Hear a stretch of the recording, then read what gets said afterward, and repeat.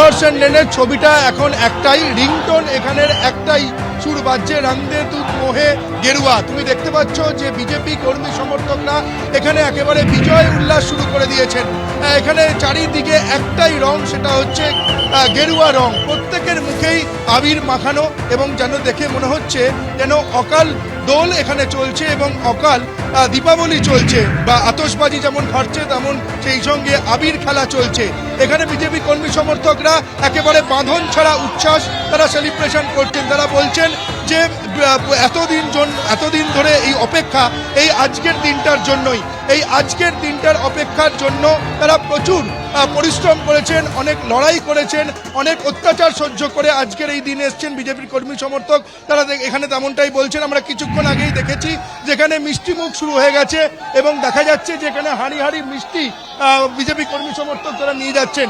এই মুহূর্তে দেখতে পাওয়া যাচ্ছে যে এই যে দেখো তুমি, এক হাঁড়ি রসগোল্লা এখানে আসছে, ফলে যত সময় গড়াচ্ছে এই 6 নম্বর মুরলীধর সেন লেন বিজেপির পুরনো পার্টি অফিসের ভিড়টা ততটাই বাড়ছে, কারণ এটাই হচ্ছে বিজেপির আতুর ঘর। কারণ এই 6 নম্বর মুরলীধর সেন লেনের সঙ্গে বিজেপি কর্মী সমর্থকদের একটা অন্যরকম সংযোগ রয়েছে, কারণ এই পার্টি অফিস পুরনো পার্টি অফিস হলো, এখান থেকেই বিজেপি পার্টি অফিসের অনেক স্মৃতি জড়িয়ে রয়েছে, অনেক ইতিহাস রয়েছে। যখন বিজেপি লোকসভা ভোটে দিলীপ ঘোষের সভাপতিত্বে খুব ভালো ফলাফল করেছিল, তখন বিজেপির পার্টি অফিস ছিল এই 6 নম্বর মুরলীধর সেন লেন। এখন সল্টলেকের পার্টি অফিস তাদের প্রধান কার্যালয় হয়ে গেলেও কিন্তু এই 6 নম্বর মুরলীধর সেন লেনে যখনই বিজেপির দিকে ফলাফল ঘুরতে থাকে এবং বিজেপি অনেক সিটে এগিয়ে যায়, তখনই আমরা দেখতে পাই যে এই 6 নম্বর মুরলীধর সেন লেনের ছবিটা বদলে যায়। চারিদিকে তুমি দেখো বিজেপির কর্মী সমর্থক যারা রয়েছেন তাদের মুখে আবির মাখানো, একটাই আবিরের রং, সেটা হচ্ছে গেরুয়া।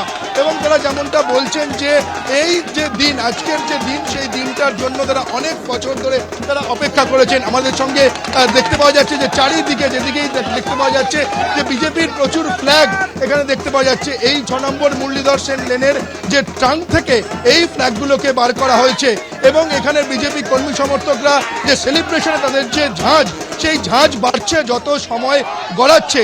বিভিন্ন বয়সীর 8 থেকে 80 বিভিন্ন বয়সের বিজেপি কর্মী সমর্থক তারা এখানে রয়েছেন। ক্যামেরা পার্সন কৌশিক কর্মকার তোমাকে যে ছবিটা দেখাচ্ছে দেখো, এবং আমরা এখানে দেখতে পাচ্ছি মাঝে মাঝেই জয় শ্রীরাম স্লোগান উঠছে এবং জয় শ্রীরাম স্লোগানে মুখরিত এই 6 নম্বর মুরলীধর সেন লেন বিজেপির পুরনো পার্টি অফিস।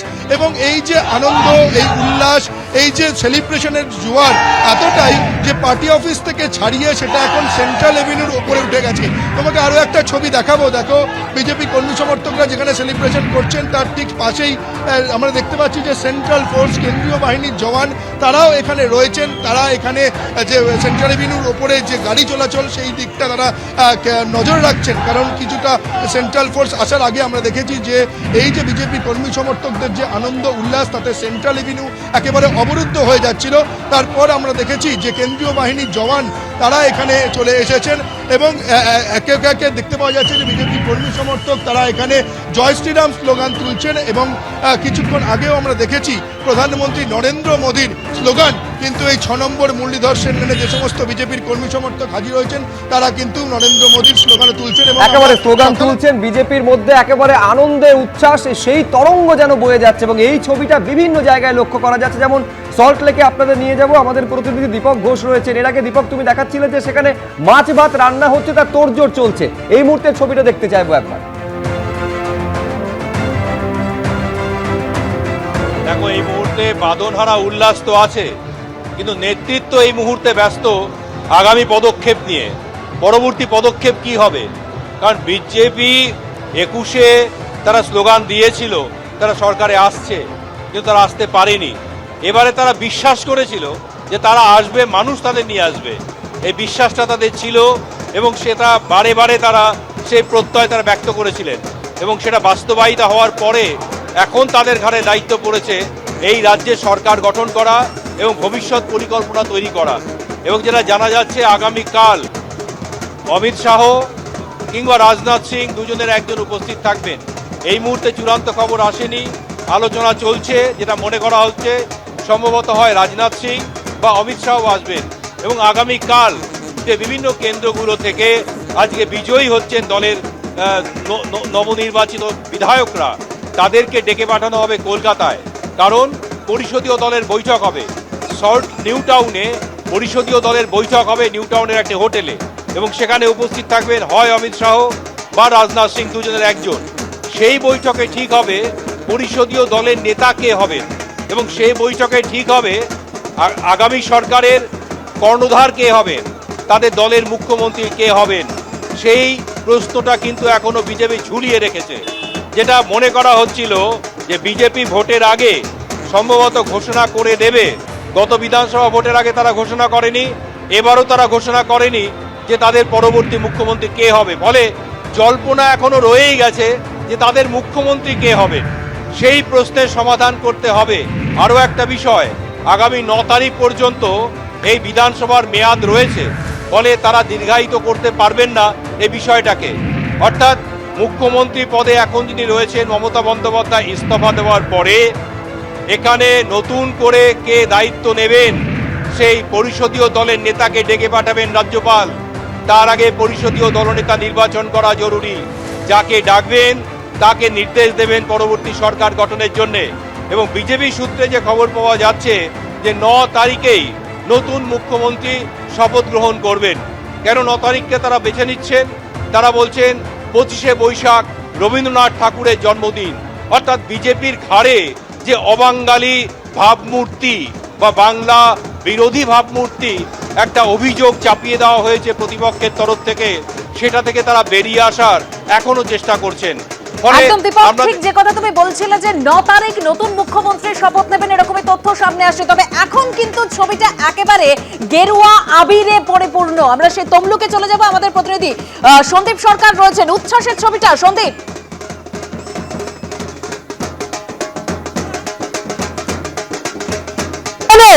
এই মুহূর্তে কিন্তু রীতিমতো স্লোগানে আবির খেলার মধ্যে উঠেছে প্রত্যেকে বিজেপির কর্মী সমর্থকেরা।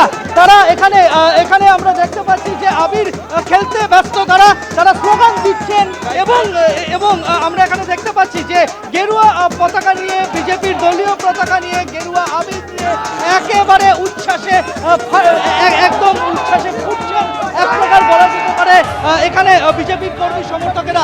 আজকে সকাল থেকে তারা জড়ো হয়েছিলেন, সকাল থেকে তারা অপেক্ষায় ছিলেন এবং সেই অপেক্ষার এবং সেই যে ধৈর্যের বাঁধ এই মুহূর্তে ভেঙেছে এবং এই মুহূর্তে গেরুয়া আবিরে একেবারে চারিদিক একেবারে ছেয়ে গিয়েছে। আমরা দেখতে পাচ্ছি এখানে বিজেপির কর্মী সমর্থকেরা তারা এখানে আবির খেলায় মত, কোথাও এখানে ঢাক বাজছে, কোথাও কাসর বাজছে, রীতিমতো উচ্ছ্বসিত এই মুহূর্তে বিজেপির কর্মী সমর্থকেরা। এখানে যে 16টি বিধানসভা রয়েছে পূর্ব মেদিনীপুরের 16টি বিধানসভাতেই কিন্তু এই মুহূর্তে একেবারে 16-0 ফলাফলে এগিয়ে রয়েছে বিজেপি। ফলে সেই জায়গায় দাঁড়িয়ে রীতিমতো উচ্ছ্বাস, রীতিমতো বাঁধ ভাঙা আনন্দে মেতেছেন বিজেপির কর্মী সমর্থকেরা।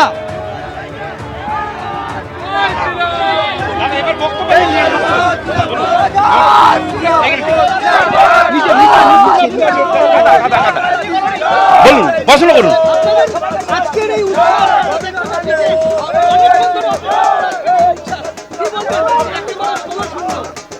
আমি একটা কথা বলি, আমি ভারতবর্ষের নাগরিক হয়ে পূর্ব মেদিনীপুরের আমি মানে বহিরাগত নয়, আমার এই মাটিতে জন্ম। পূর্ব মেদিনীপুরে 16টাই বিজেপি জিতবে। আমাদের হচ্ছে শুভেন্দু অধিকারী একটাই লক্ষ্য করেছিল, স্বামী বিবেকানন্দকে যে লক্ষ্য তোমাদের টার্গেট থাকবে। আমরা পান্তা ভাত আর কাঠুলি লঙ্কা খেয়ে আমাদের আমরা বিরিয়ানি খেয়ে কলকাতা আমরা এসি ঘরে থেকে করি না। আর আমরা গামছা পরে, আমি একটা কথা বলি, আমরা হচ্ছে শুভেন্দু অধিকারী আমাদের একটাই কথা বলেছে, বদল চাই। নরেন্দ্র মোদী করে বলেছে কি একেবারে সেই বদলটা লক্ষ্য করা যাচ্ছে, একটা বড় পরিবর্তন যেটা ইতিহাস তৈরি করছে নিঃসন্দেহে, যেখানে একেবারে 2/3 সংখ্যাগরিষ্ঠতা নিয়ে সরকার গঠন করতে চলেছে বিজেপি। আর এই মুহূর্তে তারকেশ্বরের খবর আসছে, এগিয়ে রয়েছেন বিজেপি প্রার্থী সন্তু পান। তারকেশ্বর বিধানসভা কেন্দ্র যেখানে বিজেপি প্রার্থী সন্তু পান এগিয়ে রয়েছেন। 14 রাউন্ডের গণনা শেষে 395 ভোটে এগিয়ে রয়েছেন বিজেপি প্রার্থী। আরেকবার বলবো, সন্তু পান বিজেপি প্রার্থী তারকেশ্বর বিধানসভা কেন্দ্রে, সেখানে তিনি এগিয়ে রয়েছেন এবং এইটা কিন্তু বিভিন্ন জায়গায় 293টি কেন্দ্রের মধ্যে 197টি আসনে লক্ষ্য করা যাচ্ছে, যার জেরে রাজ্য জুড়ে গেরুয়া ঝড় দেখা যাচ্ছে।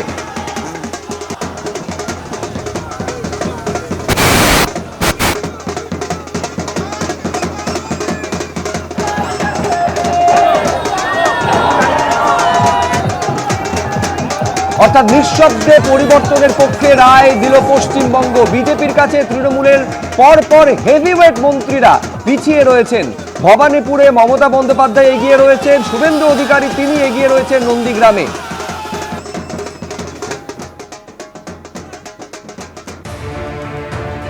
একশো 97টি কেন্দ্রে বিজেপি এগিয়ে রয়েছে, 90টিতে তৃণমূল এগিয়ে রয়েছে, বাম জোট এগিয়ে রয়েছে 2টিতে, কংগ্রেস 2টিতে, অন্যান্যরা 2টিতে এগিয়ে রয়েছে, যার মধ্যে হুমায়ুন কবিরের আমজনতা উন্নয়ন পার্টি রয়েছে। আরেকবার আপনাদের বলি, 2/3 মেজরিটি নিয়ে, 2/3 সংখ্যাগরিষ্ঠতা নিয়ে সরকার গঠনের পথে বিজেপি। 197টিতে এগিয়ে রয়েছে তারা, 90টিতে এগিয়ে রয়েছে তৃণমূল, 2টিতে বাম জোট, 2টিতে কংগ্রেস এবং 2টিতে অন্যান্যরা এগিয়ে রয়েছে। এবিপি আনন্দ, এগিয়ে থাকে, এগিয়ে রাখে।